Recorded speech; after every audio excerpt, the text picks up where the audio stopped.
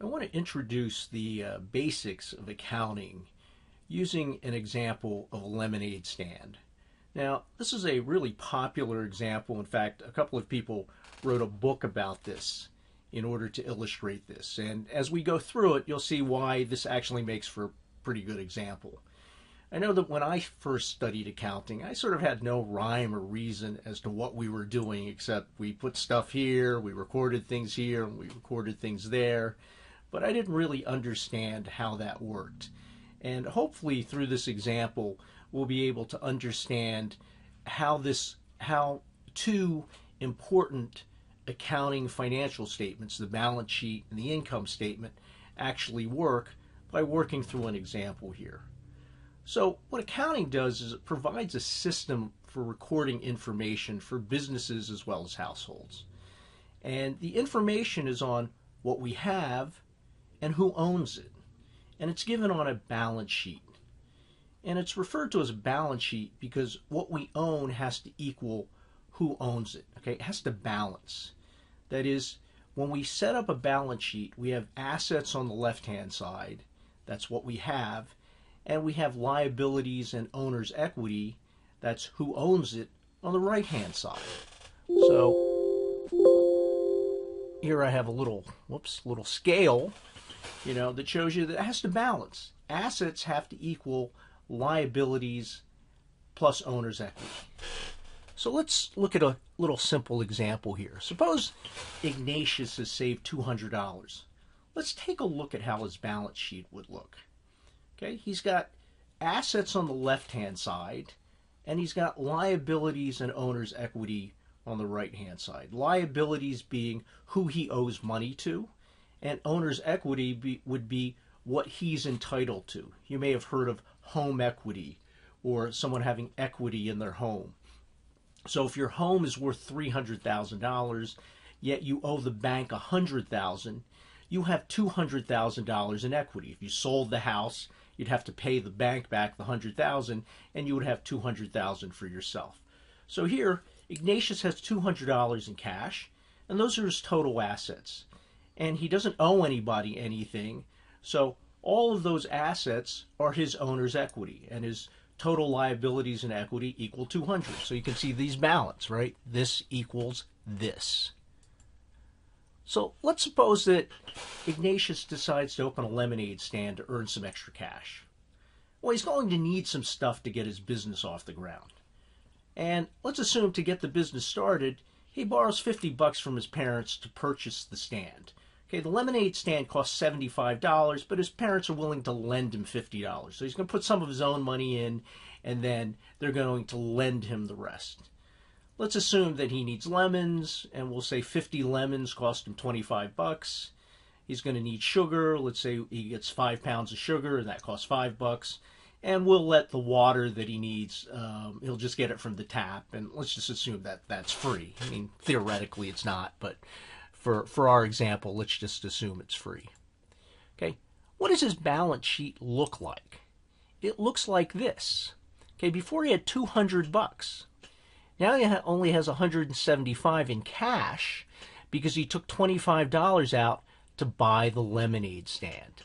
Okay, and how did he finance that $75 lemonade stand?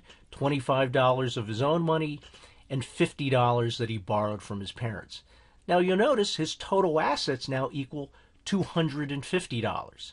Right? He's got $175 in cash, and he owns a lemonade stand that costs $75. So the total is $250. And we call this a fixed asset, okay, or a capital asset. It's a piece of equipment, essentially. What happens here? His owner's equity actually hasn't changed. Right? He's got more assets here, right, $50 more worth, because he borrowed some money from his parents to buy this lemonade stand.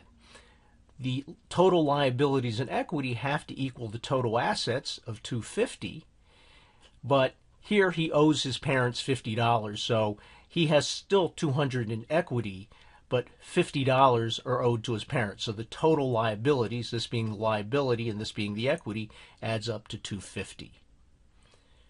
All right, so in order to make lemonade, he has to buy some supplies to make it. And we already have that listed on the table. To pay for supplies, he can use some of the cash he has, or he can put the expense on the supplier's account and pay them later. Okay, so let's show you both of those examples. All right, if he buys with cash, what do we see? We're going to assume he's buying $30 worth of inventory. That would be the $25 in lemons and the $5 in sugar.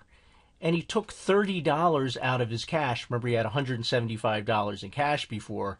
Now he has $145. So again, the total assets are the same, right? He's just converted cash into inventory. So still $250, and over on the liability side, nothing has changed. All right, what happens if he goes to the store and he opens an account up? And, most of us are familiar with having an account. I mean, if you have a contractor, he or she doesn't go to Home Depot every time they're working on a project and fork out cash to pay for something. Usually they have an account there and they buy supplies that they need and they just sign for them. At the end of the month, Home Depot sends them a bill and they pay the bill. So let's assume that he puts this on an account. So the $30 is put on an account. He still has his $175. He didn't take any cash out. Okay, he financed it with an account payable to his local grocery store. Notice that his total assets have gone up to $280. Right? He didn't have to take money out of here to buy the inventory. He took money from here. But also his total liabilities have increased because now he owes the store $30. So you can see the difference here between buying on account and paying cash for this inventory of lemons and sugar. All right, so now he's got his lemonade stand, so he's got to work out some other stuff here. Okay, he's decided that he can charge $1.75 per glass. The cost for making a glass of lemonade is going to be $1, and he's estimating that he'll sell 70 glasses of lemonade. So we want to record the money he makes from selling these 30 glasses of lemonade, and their expenses and their profits on something called the income statement. So let's, again, start with the simplest example here. He sells 30 glasses at $1.75, so he takes in $52.50. The cost of goods sold, that is the cost of producing this lemonade, we said was $1 a glass, and he produces 30 glasses of it, and we call that cost of goods sold. That's $30. We subtract the $30 from the $52.50, and his net profit is $22.50. Okay. All right, that was a pretty simple example, right?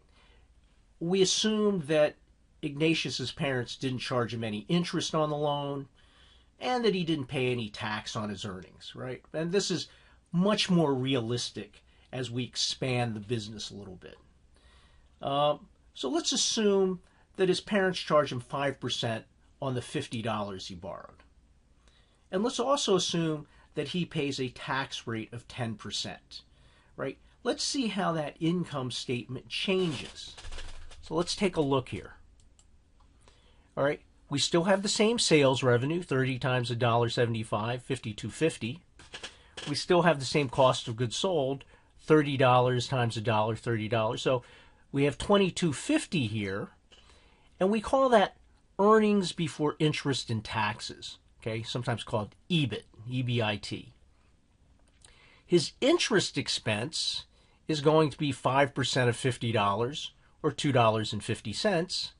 So we subtract that from his EBIT, and we get $20. Okay, interest expense is tax deductible.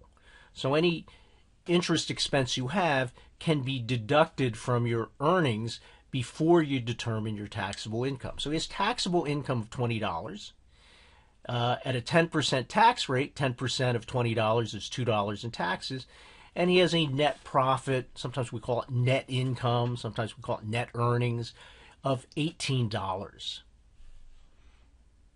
Okay, so you see how we've expanded this a little bit by adding in interest expense as well as taxes. All right, well, since Ignatius is paying tax, we ought to take a look at depreciation. And what depreciation is, it's a way of expensing a capital expenditure over time. He paid $75 for that lemonade stand, and he ought to be able to deduct the cost. Now, the way it works in accounting is that when you make this sort of capital expenditure or buying a fixed asset, they don't let you deduct it all at once because it has a useful life, and what you ought to do is expense it over its useful life. And the reason we want to include this is that this is also tax deductible, so it's going to reduce taxes. So let's take a look at the simplest possible case. Let's assume that the useful life of the lemonade stand is 10 years, and that after 10 years, it'll just fall apart. It'll be useless. So we have something called the straight line depreciation method. And what we can do is we take the value of the asset, we subtract out any salvage value, which we said was 0, right? It's going to be worthless after 10 years. And we divide it by the number of years of its useful life.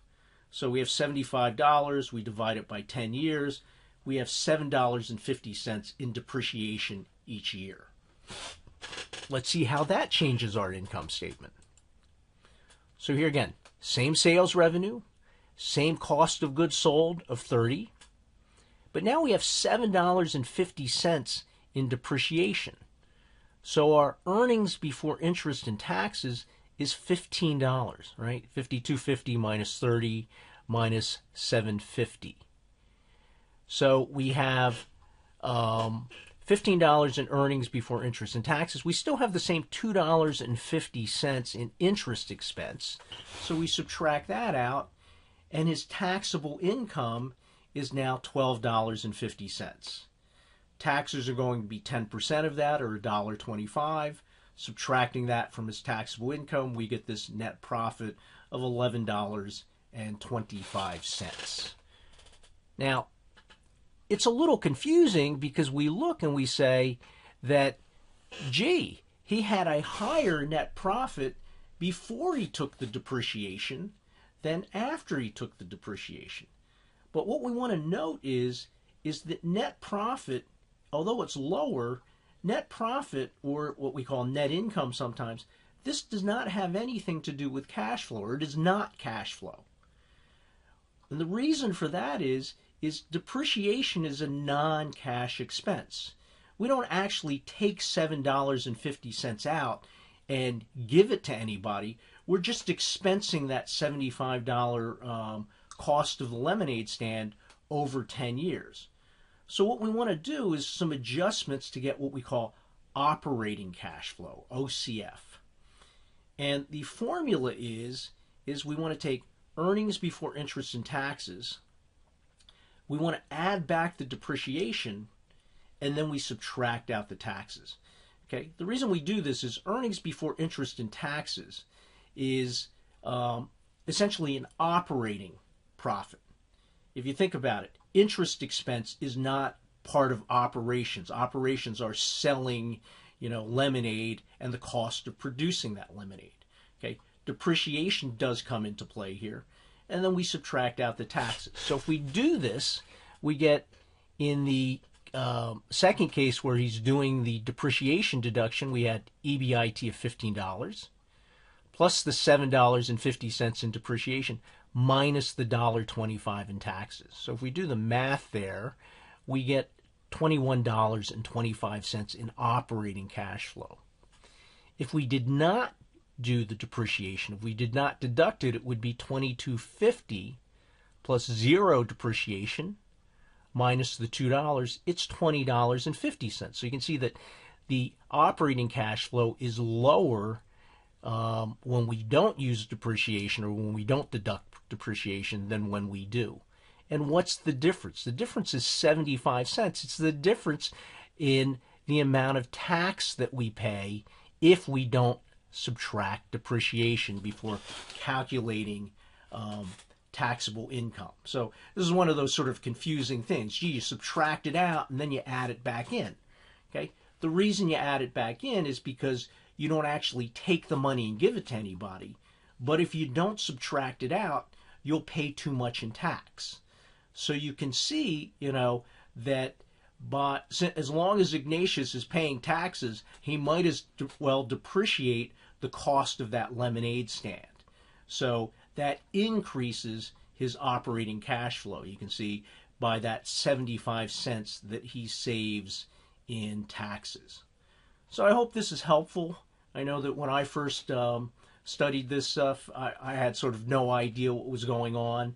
And I hope that this sort of simple lemonade stand and the way I've sort of layered different parts together will help you to get a basic understanding of how, the balance sheet and the income statement work. Because they really are important for understanding a company, for understanding what they have, how things have changed over time. And if you really want to be an investment analyst, you really want to understand what's going on in the business. And this is the first step in being able to do that.